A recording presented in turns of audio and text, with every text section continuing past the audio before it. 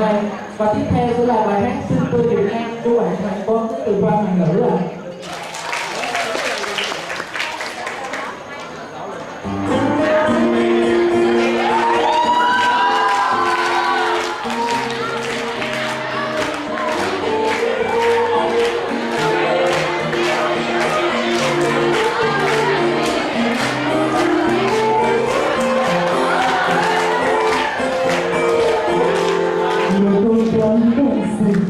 Đằng sau trên phố đồng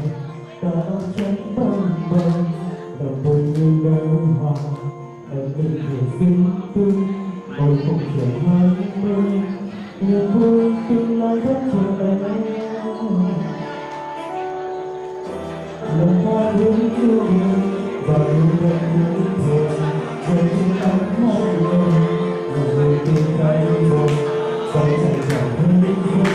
để cùng ngày bên từ tim em tôi không tìm ra hôm nay đây cùng tay để nhớ chuyện xa xa ngày hồi đến cho tim màu sắc đi có người Việt Nam rồi tình yêu thật cho nhiều rồi tình yêu thật cho nhiều và những tiếng cho em luôn dần chơi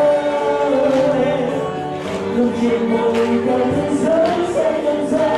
một chuyện ngắn luôn huyền hoang trong giấc mơ sống qua thời gian rồi em không thương người tình em đã thật ra rồi và giờ đây tôi vui khi gặp em